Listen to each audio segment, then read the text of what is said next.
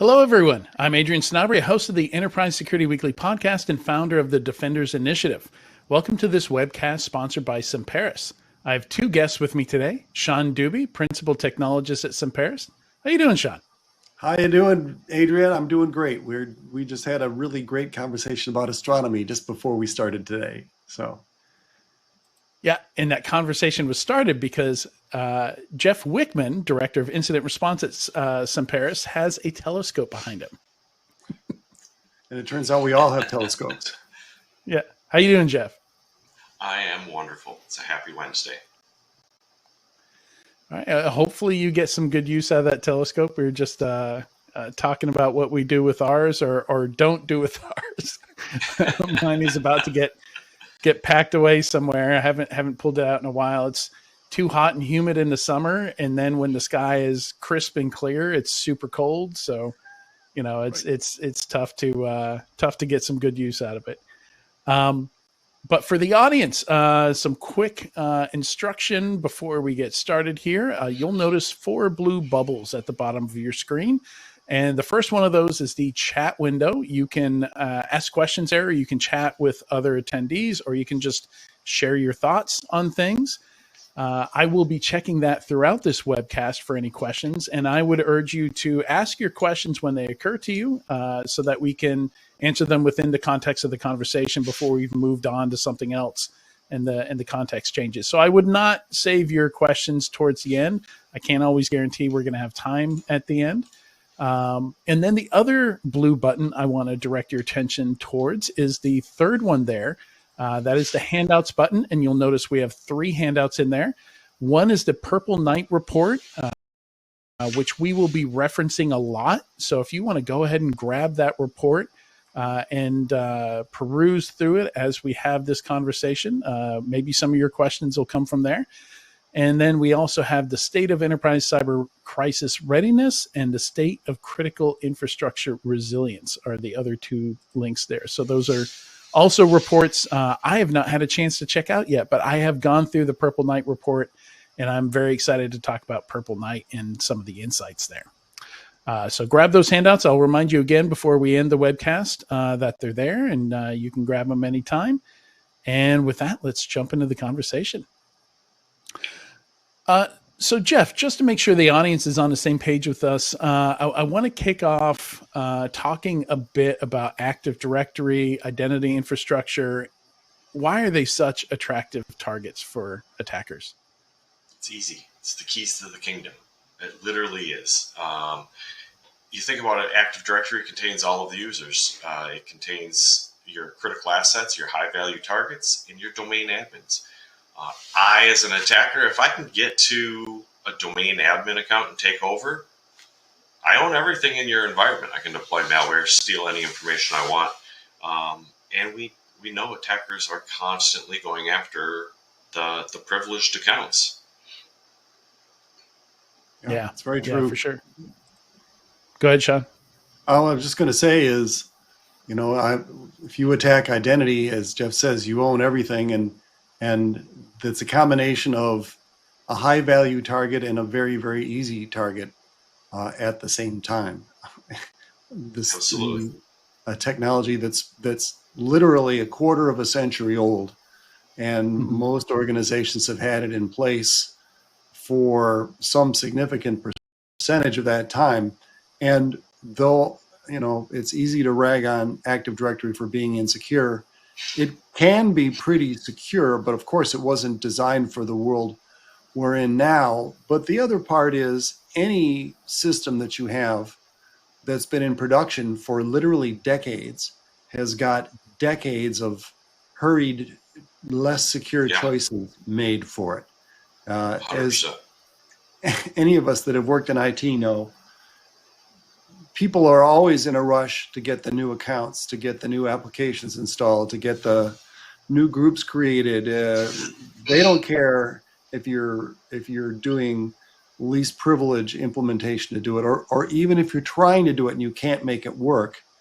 At some point, you've got a long list of things to do. People say, "The hell with it," and over privilege it, creating more vulnerabilities. And on top of that, you think about all of the cases where years ago someone deployed a piece of software and that was what the vendor told them. Hey, we need admin credentials, or we need this type of service account. No one really thought about it. No one put the security context. Nobody challenged them on it? No, because that's what the vendor said, and that's what the vendor knows. And we run into that all the time. Service accounts that just are over permissioned.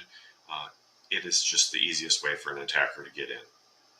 Jeff, yeah, when you talk to your clients, how often do you see, as I said, the fact that AD's been around as long as it's been, are you get what I guess I would call second generation or maybe even third generation administrators that may recognize something as insecure, but they're afraid to touch it?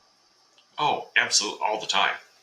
Because no one wants to be that guy or gal who makes a change and brings down the entire environment. It's sensitive software.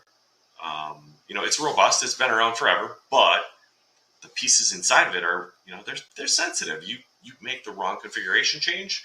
And we had someone who did this. I want to say it was like a couple months ago. They wanted to change their encryption type. They didn't understand what that meant, but they went ahead and did it, and it did not work out well for them. Luckily, they had a backup of their force, so we could put it back in place with the correct settings. But at the time, they were sweating bullets because literally everything stopped. That sounds like a career-limiting move. Yeah. Well, and I mean, that's a, as we talk about the need to build resilience, we've got resilience right in the title of this. Like, that's a culture shift. We got to get away from the, we're not in the business of changing things that ain't broke, right? Like that's how it's been, like if it ain't broke, don't touch it. What are you doing touching it? And that's just not going to work anymore. Now, we find the industry split where, we've got the Netflixes of the world creating software just to break things in new and creative ways on purpose, right? So they can be prepared for every possible way that something could break. So the idea of SREs and chaos engineering versus we still have a lot of this old world, this, it's running, walk softly, don't touch it. Don't do anything. And I mean, that's great for, now ransomware has kind of moved its focus from just blindly encrypting data to, okay, where is this going to hurt the most? Where can I impact operations? And you got a bunch of fragile systems that everybody's afraid to touch. That attacker's not afraid to touch it. Oh, the great adjective I heard for that is brittle. Brittle applications, and certainly keeping everything green in an on-premises infrastructure is the diametric opposite of chaos engineering. It's like, and we hear the term fragility also. Like there was a book on anti-fragile that I think kind of pushed the term of fragility into the vernacular. But you talk about the chaos engineering and the resilience aspect of it. And boy, it's tough to be in IT and cybersecurity nowadays, because it wasn't so long ago, the whole world was, as it was, keep the lights green, change control, don't touch anything, et cetera, et cetera. And then we've gone through this evolution, or we've been pushed to this evolution of going from don't touch anything to, okay, we have found that bad guys are targeting lots of companies. Oh, I think we're okay. Oh, they don't want us. Oh, more and more it happens around them. Okay, we're going to have to build out a practice to understand how to handle it. These are IT pros that have never had to do this before, so they have to learn how to do this. And now we're moving towards, okay, just when you think you might get your arms around that, now we're all about resilience and how do you keep things up and accept that they'll be down, but keep the business running. So this is rough. It is. Oh, go ahead, Adrian. I'm answering a question for a journalist today. It's all about incident response and DFIR, forensics and incident response. And, one of the questions was around, how's the process changed, the framework. And I learned the typical preparation, identification, containment, eradication, recovery, and then lessons learned. And one of the things that really changed there, like that used to be a very linear process you would go through. Like we, back in the SANS 504 days, when I first got my incident handling certification, that's how it was taught. That's how we looked at it, but these days with ransomware targeting operations, oftentimes that recovery step begins the moment you do identification. So you're doing containment. You've got one team doing containment, the other one trying to get the lights back on. You're not going to wait for containment and eradication. And in some cases, you don't even know if you've successfully eradicated them, and you're doing lessons learned, and you're going to stop the investigation because you've already put in that best effort. Correct. And it's more of a cyclical cycle now. As you're doing containment, you're doing your investigation, you're finding things, you're doing lessons learned even then, and then feeding that back in. I look at it from a perspective of when I was doing ransom negotiations previously, I was filling in the incident handlers and the forensics analysts on where to look based on the discussions I was having with the attacker and things that the attacker may have left behind because of something I extracted from the attacker. And they would do the same for me. And I think that's the whole incident response cycle. I don't think it's linear anymore. I think that you have to be able to do cycles, and you have to be able to adapt for sure. The complexity just keeps going up and up again in that spectrum that I'm talking about. Just so you think making yourself a resilient organization is so complex. Yeah. And, one of the things I'm wanting to connect here is how readiness and resilience are connected when it comes to preparing for attacks and incident response process. Like I mentioned, that first stage is preparation, right? Like there's so much in that. So I don't know, Jeff, wait, who's the incident response guy? Jeff, you're the IR guy, right? Yeah. Yep. Yeah, I guess both of you, like, how do you think of both readiness and resilience? Are they the same thing, or is one the product of the other? I think they go hand in hand. I don't think you can separate them really. So as you are preparing, you're getting things ready. The resilience side comes in when the doo-doo hits the fan. You have to be able to recover quickly. You have to be able to prepare for things that you may have missed, may have not understood. You still have to be able to recover from that. The way I like to look at it is readiness is just being prepared, training for it.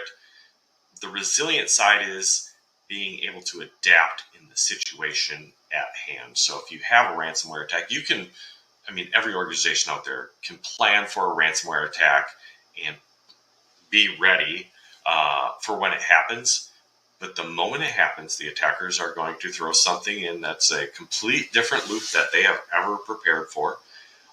Unless you have a lot of experience dealing with ransomware, most organizations, and they don't. They struggle just with basic incident response. They're not going to be ready for what a true attacker throws at them. Yeah, so readiness is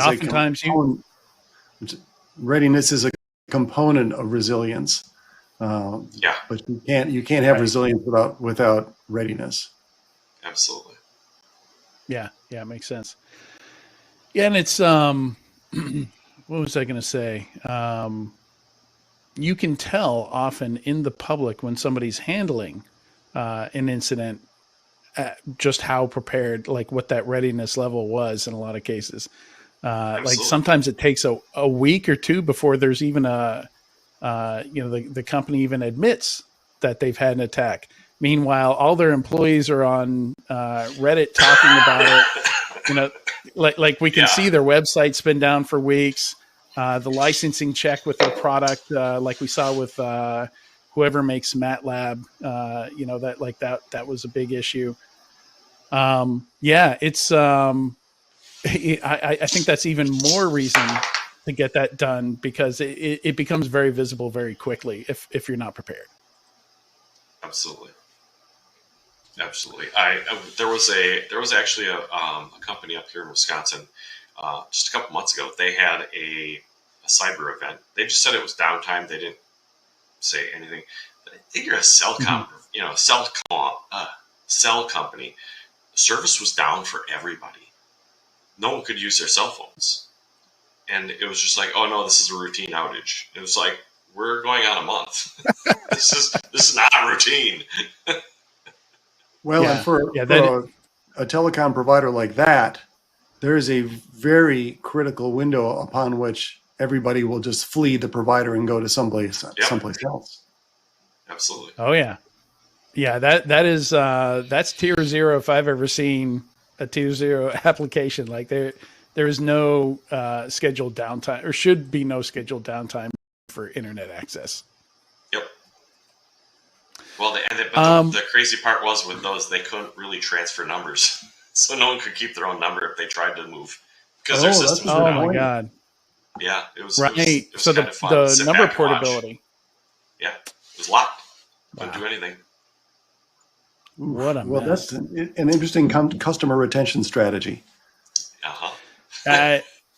I have some trauma for that. I used to do internet tech support. Was one of my first jobs for a company that was buying up ISPs all throughout the Southeast. And they bought up Nashville.com, which had a BBS for many years. And people loved having their Nashville.com email address. And then and they had a very convoluted system. Their billing system, the website hosting, the BBS was all on one system. This was not segregated out. It was all running off of one system.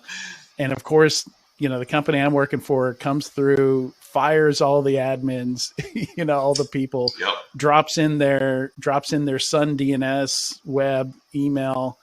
Like they have these same boxes. Every time they acquire an ISP, they come in, rip out their stuff, drop in this stuff. And that system went down. They could not get it back up and running. And those folks went without email for like 7 months or something like that before they finally resolved things. And they lost 90% of the subscribers. Mm-hmm. So, yeah. That'll do it. It happened back in 1999, 2000, something like that. So very, very old story, but yeah, you see it happen.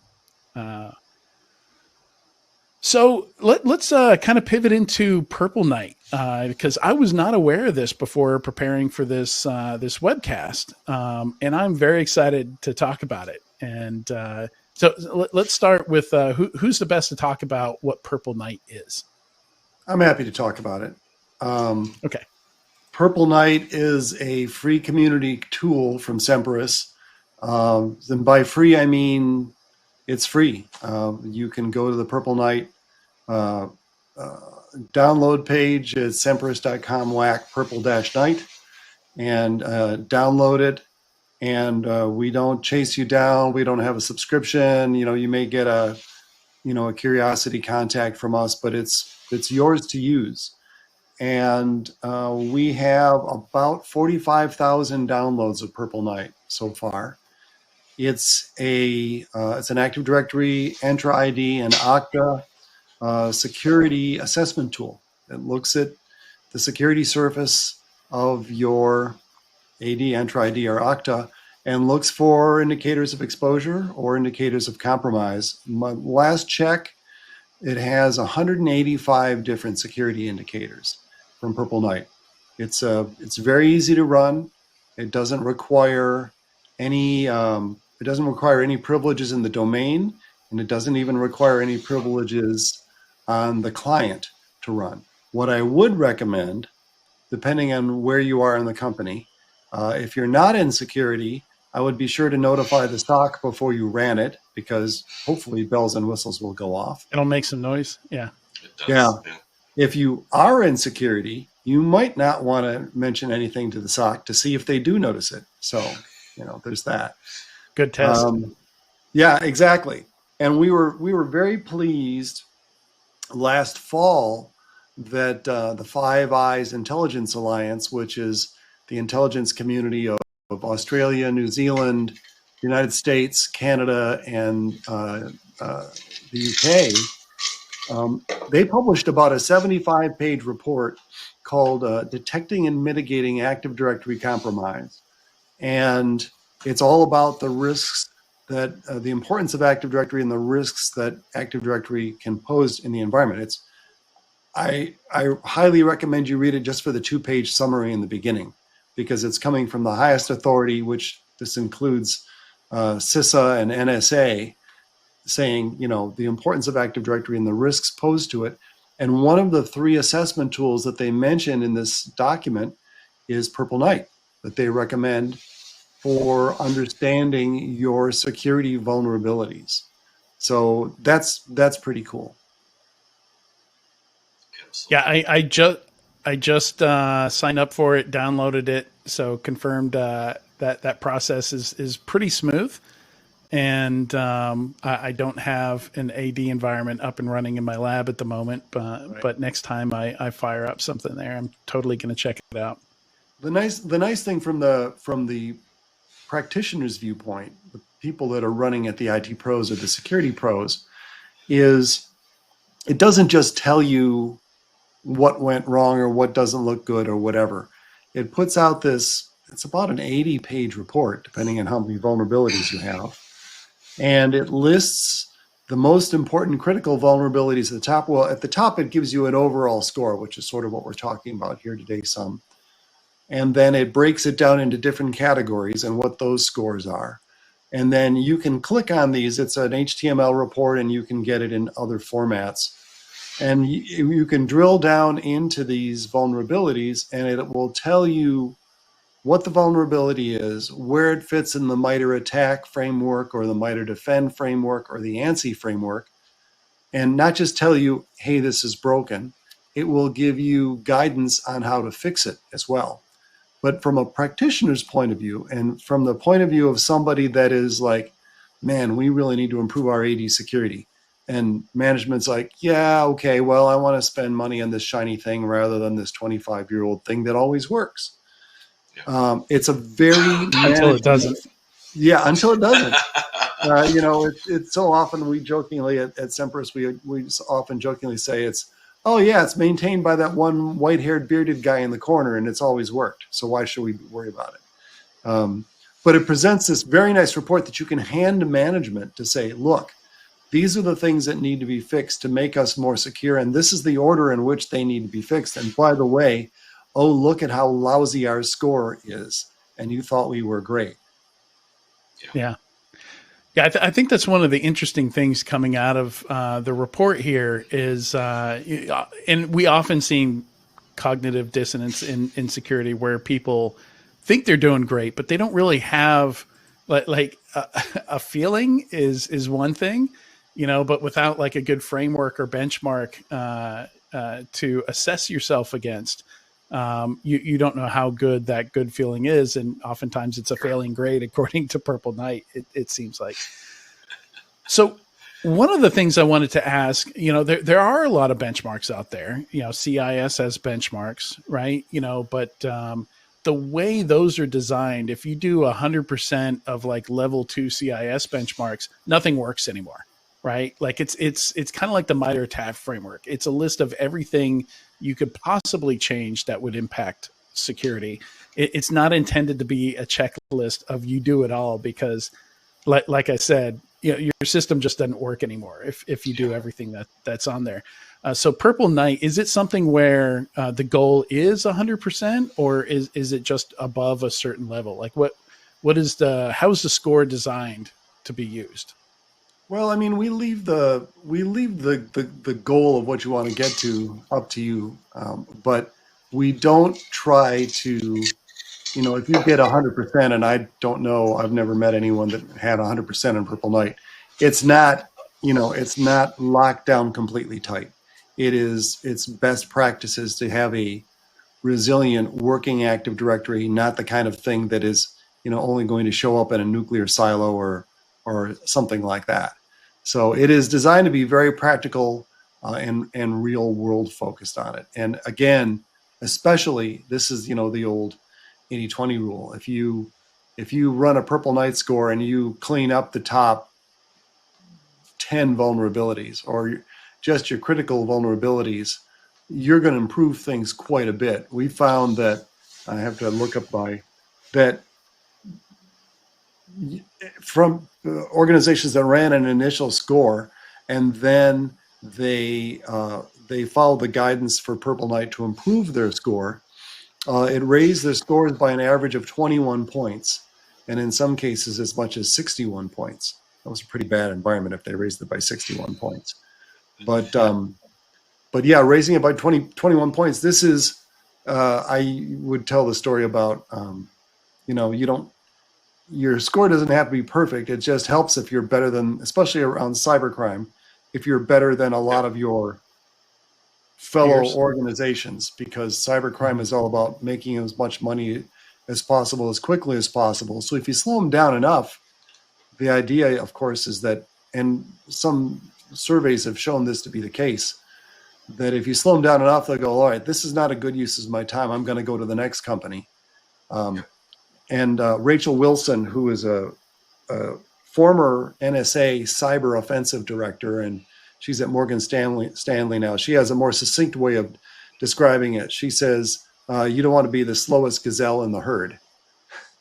Mm-hmm. So improve your score a reasonable amount, and so that you make it more of a deterrent for the threat actors, that they'll go someplace else.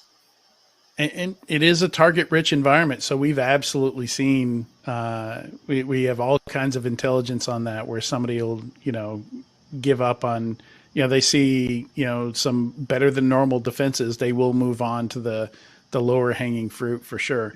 Not that that's a guarantee or anything, but that is something that we've seen happen in the wild. Yeah, so let's kind of dive into some of the details here. The survey breaks down scores, like there's different categories for the scores here. And it seems like, so first of all, I think you might have already mentioned this, but the average across everyone using it was a failing grade. It was 61%, right? if we're going by letter grades. And that's 11% lower than the previous year that you ran this report. Any thoughts as to why things are trending downward? I was thinking about that a fair amount, and the best I can come up with, and by the way, the worst were smaller organizations between 2,000 and 5,000 employees. They scored a 52 on their initial score, which is not so great. And the best answer that I can come up with for this is that, because people haven't been wildly and obviously sabotaging their environments, I don't hope that they've not been, is that Purple Knight, since the last report was run in 2023, has expanded its security indicators considerably, by maybe as much as 50%. So, we have 185 security indicators. So we are now doing a much more thorough assessment of an organization than probably back in 2023. So including areas that we didn't really hit very much in 2023 at all, like certificate services. Yeah, this is an effect we see in vulnerability management a lot too, where as you increase your visibility of your environment and your assets, it looks like vulnerabilities are getting worse because you're seeing more, right? There's more visibility into it. So it's not that people are getting worse, it's that you're actually seeing more of the problem. And I suspect in this case, maybe Purple Knight is just more popular than it was then, so you're getting a whole lot more data, maybe from more vulnerable organizations than you were initially.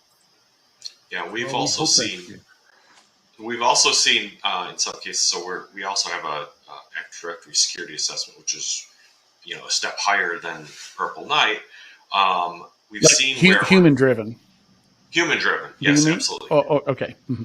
Yeah, so my consultants come in and we assess their environment, not only with Purple Knight, but we have other tools. So we're taking a much deeper look into the configuration.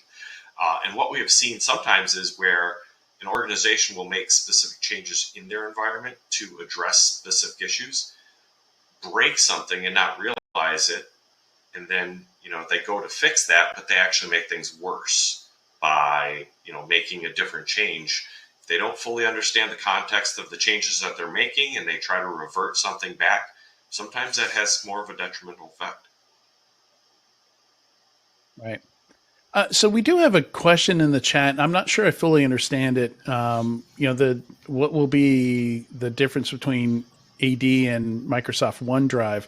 I'm not sure if that question is about Purple Knight, and this is why I asked to ask during the context, but I didn't have it up the moment it was put in. So I'll assume it's in the context of Purple Knight. So I guess maybe it's a good question. Like Active Directory touches a lot of things. How I imagine it's not broad enough to tell you anything about how OneDrive is configured, or correct me if I'm wrong. No, you've got it. It's very identity focused. So it will look at Enter ID, which is the authentication system that handles access control and authentication to OneDrive and SharePoint and Microsoft Online and Azure and half the things in the universe.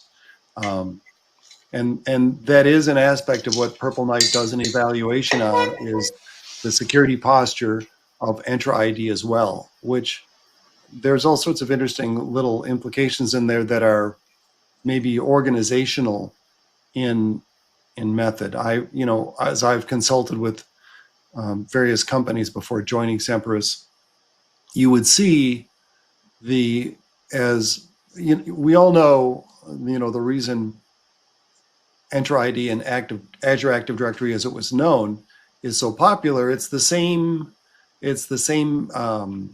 tactic that Microsoft used to make Active Directory popular. Nobody gave a hoot about Azure Active Directory. They just wanted Office 365. So they sign up for Office 365 and voila, you have an Azure ED tenant. And then somewhere along the line, somebody goes, oh gosh, we've got another identity system here that has to be managed. Who's going to do it? And what I've seen is sort of two ways. One is the AD team picks it up, but I've also seen in some very large companies also the application team picks it up, because the Office 365 management team, and because they're the ones that are provisioning and handling everything. And so what you have is a team that has no identity or little identity system experience managing it. And so now you have this dichotomy between on-prem AD, who they're generally, at least originally, they look askance at the Enter ID stuff, like, I don't like that. And then you have the applications people that are trying to manage Enter ID, and that causes a real disconnect.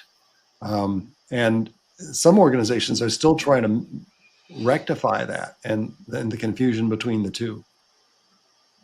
So, I mean, to me, it seems, I don't know, it seems like a lot of a liability to run on-prem AD. Like we've seen what's happened with Exchange, where even Exchange hosting companies, we saw Rackspace a few years back get rid of their entire hosted Exchange business after getting hit by ransomware, impacting all 10,000 of their Exchange hosting customers.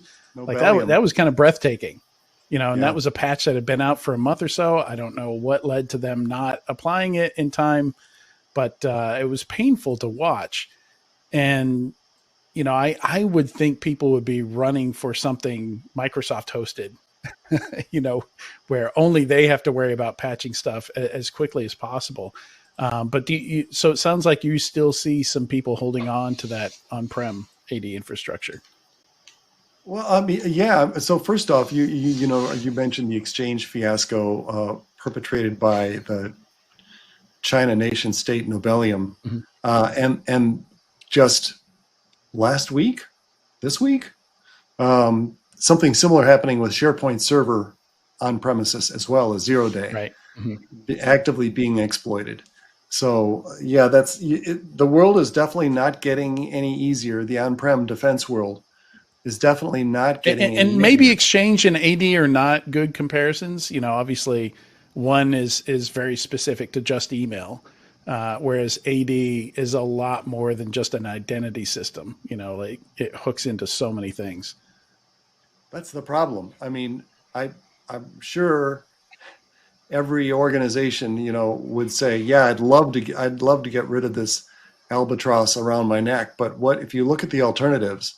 So there's mountains is an understatement of technical debt for on-premises organizations that have been around for a while.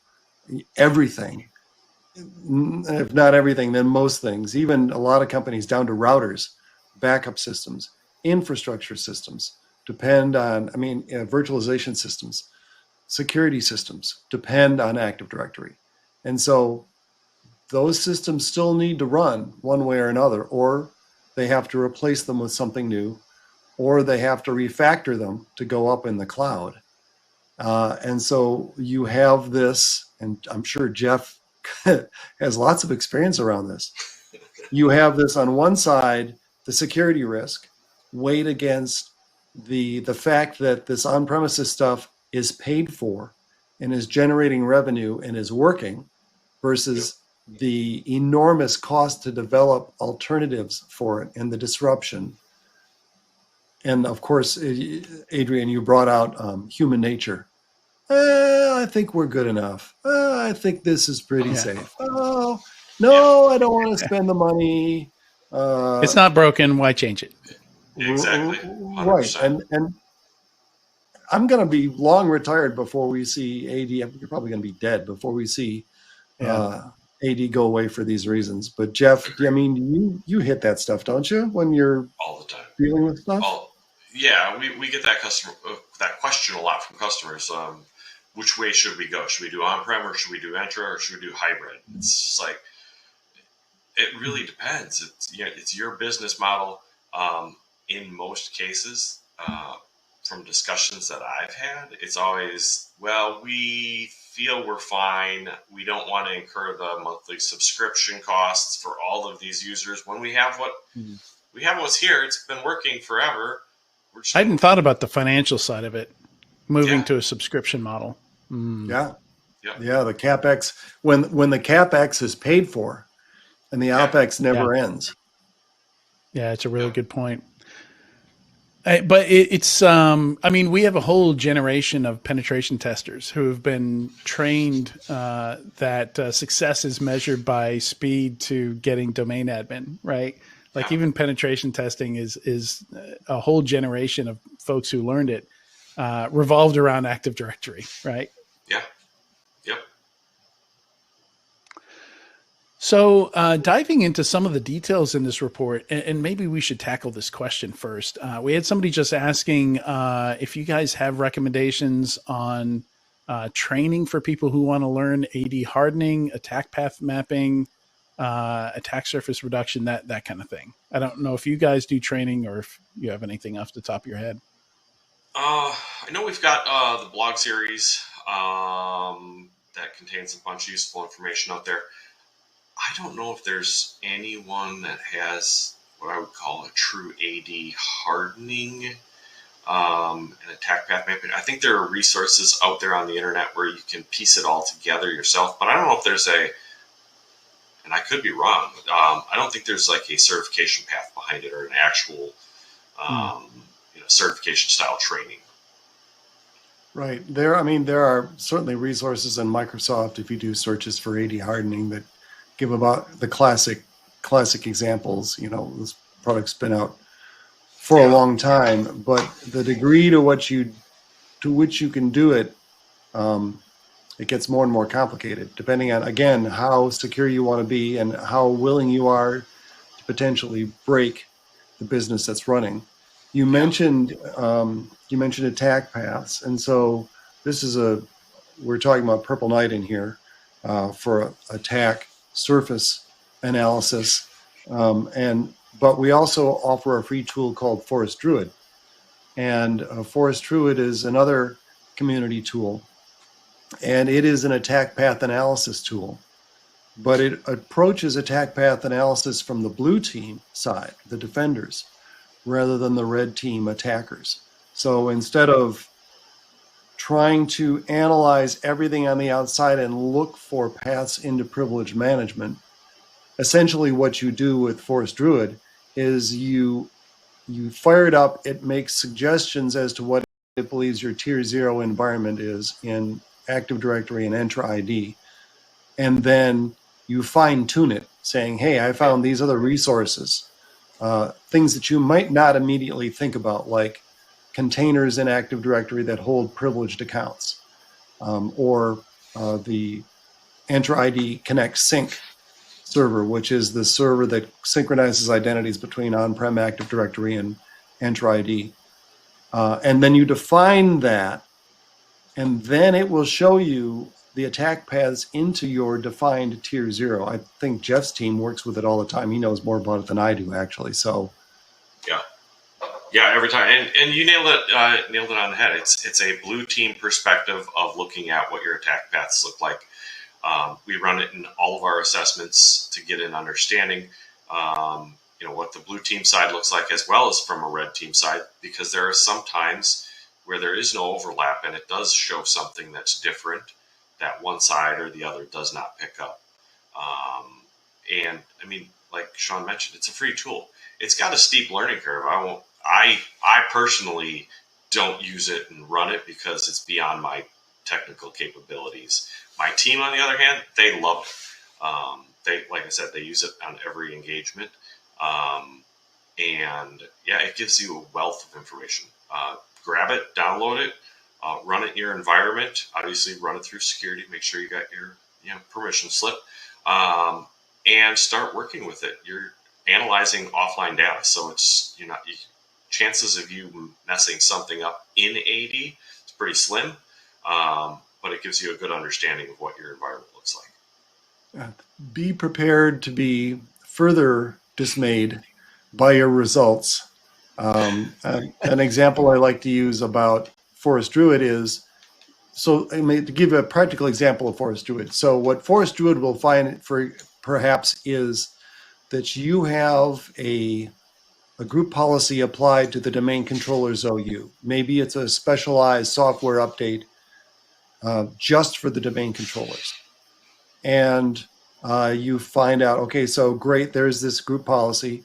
Who has permissions to use this group policy? Who has permissions to alter this group policy? And maybe there are nested groups in there, and maybe 3 nests down in a nested group is a group that shouldn't have it. So the threat actor just has to compromise this otherwise ordinary-looking group to gain control of group policy to the domain controllers in your domain and wreak havoc on it. Forest Druid will point out the path to make that work. That otherwise, how would you ever figure it out? Right. Very cool. So I did find I got introduced to this the other day for the first time, but there's a new training school called justhacking.com that's related to John Hammond. If you've ever seen John Hammond on YouTube, and there's a bunch of people creating courses for it. So it's not his course, but there is a 3-part Active Directory security course in there. Oh, cool. I think it's a good point, because as we said, we have 2nd and 3rd generation AD administrators and AD security people that need to learn how to do this. Absolutely. And it looks like it takes you through everything. So even if you're not familiar with AD at all, like it should take you from that beginning level. Like looks like the first volume is all just learning how Active Directory works, which cool. I've been using it for all 25 years. And even before that, I was beta testing it when it was, release candidates for Windows 2000. But I bet I have a ton of gaps, even though I've been using it for that long. Yeah. That could be filled in there. I want to explore some of the findings here a little bit more. One of the things I came across that I wasn't familiar with was ADCS. Apparently, it's been targeted by attackers. So what is it, and why is this so challenging for defenders to secure? Well, it's a little bit of I think of it as a little bit of a branding thing. So the Active Directory moniker for on-premises actually encompasses 3 different services. There's Active Directory itself, which to be pedantic, is Active Directory Domain Services, ADDS. And then there is Active Directory Federation Services, ADFS, which was unfortunately most noticeably brought out in SolarWinds because that was the path that the actors used to gain control of Office 365. But Active Directory ADCS, Active Directory Certificate Services, is the third one. And a little bit like, or a lot like ADFS, it has Active Directory in it, but it is really not related to Active Directory. It's only peripherally related to Active Directory. And if you're an AD administrator and someone says, hey, that's ADCS, how different can it be? You're like, no idea. I mean, suggesting, is this like PKI? That's exactly as what the it name is. is suggesting here. Okay. Yeah, that's exactly what it is. It is what ADCS is PKI integrated with Active Directory for the Windows environment. So it issues, manages, and validates digital certificates, for secure authentication, encryption, digital signatures. And in the Windows tradition, it is pretty easy to deploy poorly. Yeah. We have one of our Microsoft product. No. one of our many experts, and Jeff knows Jake Hildreth very well. Jake wrote a fantastic tool for Active Directory Certificate Services called Locksmith. But Jake just describes ADCS as an island shrouded in mystery for most AD administrators. It seems like it's either working or it's broken, and you don't know why it's not working right. So, oh wow, yeah, right, yep. Yeah. You don't want anything to be a mystery from a security perspective. No, and this is absolutely in the same category of, well, it's working. I don't know why it's working. I hope it keeps working. I'm afraid to touch it. But there's lots of security indicators and vulnerabilities in ADCS. Yes. And Purple Knight jumps out with that, and actually so does Jake's Locksmith tool, right, Jeff? Correct. Yeah, Jake's Locksmith tool. It is open source. It is on GitHub, I believe. Pretty easy to find. Give it a try. It's got some amazing features behind it. I would say in 99.9% of our assessments, we do identify ADCS as issues. Wow. Yeah, it was easy to find. I pulled it right up. I just searched for GitHub, Locksmith, and Active Directory, and it was the first link that came up.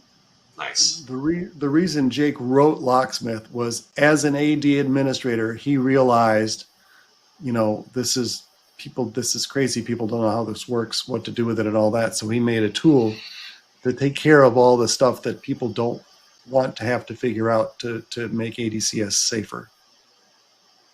And that is lovely. Community is lovely when, yes. when that happens.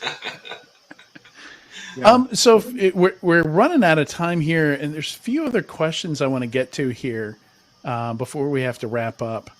And I think I'm going to go with something I found, I guess, not too surprising, but it kind of needs an answer, in that the survey found SMEs for AD and Entra ID were unfamiliar with Entra ID best practices. And I think you may have answered some of it, that there is kind of a line, kind of a split between, people who do AD, people who do Entra ID. But I want to give you guys an opportunity to answer, why somebody responsible for Entra ID would be unfamiliar with Entra ID best practices. I'll start. I think from my experiences, and I think Sean would agree, sometimes people just get shoved into it. Hey, this falls into your category of IT. Figure it out. I don't know if there's that much preparation and it's still somewhat newer of a technology if you think about it in the AD world. People are just not familiar with it, and there are definitely slow adopters.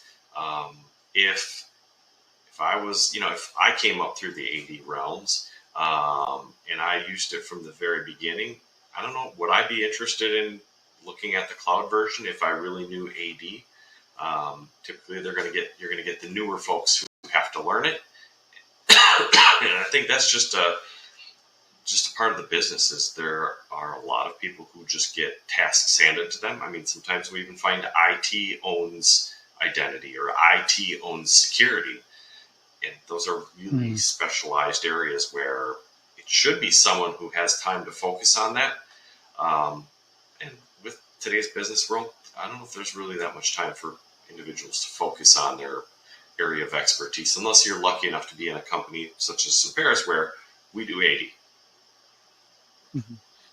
Yeah, to follow on what Jeff was saying, I think some percentage of this is organizational. Like I said, there's a subset where, and maybe this is, and I'm speculating here, maybe this is more prevalent in the organizations where they went in application first, where we want Office 365. Oh, I guess we have to manage Entra ID because we're the Office 365 administrators. But they're not identity people. And there's a whole different world underneath the covers. They finally got rid of the Active Directory comparisons, but the whole authentication scheme, the protocols, everything under the covers, once you get below the fact it's got users and groups and policies and computers in there, that pretty much is the end of the resemblance in there. So it's a very different skill set. It's a very different UI to management, assuming that you're using UI and you're not using graph. You have tricky things like conditional access policy. You have really tricky stuff like Intune, which always gave me a rash. It's a complicated beast to manage on top of everything else. There are also a few cool security features in there. There's like risky behavior detection and stuff like that as well. And I think that's only in Entra ID, right? And only in what is it P5, Jeff, that requires to get the good stuff? Oh, jeez. Oh, yeah. Of course, the licenses. License. Yep. No one knows, Sean. No one knows how any of that works. I know. Well, I think there's another tool for that. Just for figuring out Microsoft licensing. People have been complaining about understanding Microsoft licensing ever since Windows 3.1, I think. But maybe that's the reason. But that is the thing. We were talking about CapEx versus OpEx, right? And so, you want to use identity protection, which is a really cool thing to have, and risk analysis and all that. And, well, guess what? That costs extra. They do some basic aspects to it, and under pressure, they have added more security just in basic licensing. But you got to pay for it. Yeah.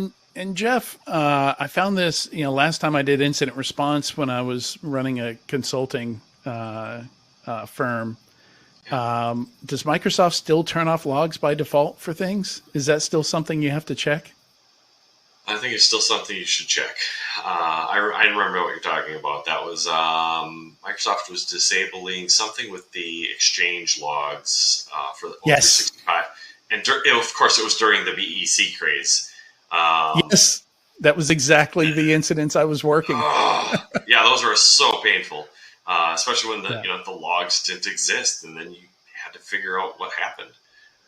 And we had no idea when the attacker got in, how long they'd been there, what other accounts, and within moments of enabling logs, we caught them almost succeed. This was the one case I'm thinking of was a retail or commercial mortgage company, mortgage and title company. So these were like 7-8 digit transactions that they're trying to redirect to Seychelles bank accounts or whatever.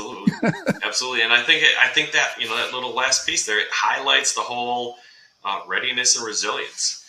Everybody assumes that data's being logged.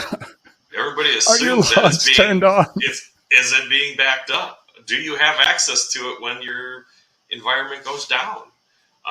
If you haven't tested for it, you're not ready. Yeah. All right. So yeah, nearing the end here. Any recommend? Obviously there's running. Yeah, I think there's some clear paths out of this. Right. Check out Forest Druid. Check out Purple Knight. Check out Locksmith. These are all tools you can run that will tell you how good or how bad you've done stuff, and will give you guidance. But from you guys and your experience, where do you see people having either getting stuck or finding the most bang for their buck when improving their environments? From my perspective, I think getting the most bang for their bucks is just starting off small, making small changes to correct.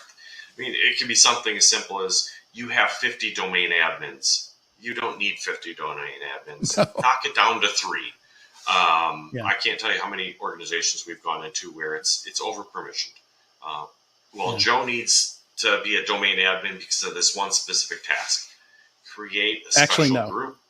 Yeah, exactly. Create a special group, give him the exact permissions he needs, and let him do his job. Don't give him everything because that's what the attackers are looking for.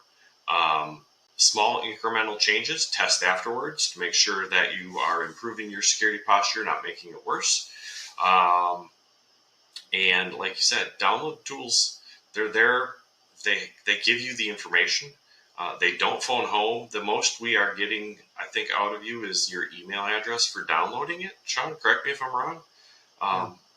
All of the data that's built into Forest Druid or Purple Knight that gives you a score, none of that scoring comes back to us. We don't want it. I mean, from a marketing side, I'm sure they would love it, but we don't want it. And I think that's one of the big things that organizations typically miss is they're worried that their data is coming back to us and we're going to use that data somehow. And it's simply not the case. Run your tools, test, validate, test. Yeah, more broadly, I would say, since we were talking about resilience, this is about realistically tabletopping what's going on, not just using the happy path where we come across organizations that say, well, we were able to do an Active Directory forest recovery in 8 hours, but we had our virtualization infrastructure there. We had this, we had that, we had the other thing. They're making all sorts of assumptions to make the exercise easier, which is great if your goal is to just make the exercise look easier. But if the goal is to actually build in a little, and this isn't even to resilience, this is just in readiness. You have to be a little more cutthroat as to what that environment is going to be like. And actually, free plug, if we're going to Black Hat, we're going to be doing a tabletop. Semperis is going to be doing a tabletop exercise there, sort of emulating what some of these ugly scenarios could look like. So that'll be fun. And the cool part of that tabletop is so typically when I'd go into an organization and do a tabletop, it was solely responders responding to a canned scenario. The beauty of this is there is a blue team, there is a red team. So the red team is modifying based on what the blue team responds to. It is 1,000,000 times harder. Nice. And I would say in like 20 years of doing IR, whenever we did tabletops, customers, if you talk to the IT team and get it set up, they want to gloss over all of their bad stuff. They don't want to touch on that during the tabletop because it makes them look bad. That's sometimes the goal. Is to pinpoint those areas so that they can get fixed. Yeah, absolutely. We're calling awesome. It Operation Blind Spot. Yes. Yeah. Great stuff here. Thank you, Sean and Jeff, so much for joining me today. Great conversation. I think a lot of good stuff came out of it. Pleasure. It was a lot of fun. And for the audience, make sure you check out those handouts. There's, or if you just want to go directly there, semperis.com/purple-night, semperis.com/forest-druid. And the locksmith tool we mentioned is from Jake Hildreth. Big thanks to Semperis for sponsoring this webcast and making today's conversation possible. And finally, a big thanks to the audience for joining us. And we'll see you next time. Cheers. Thanks for joining.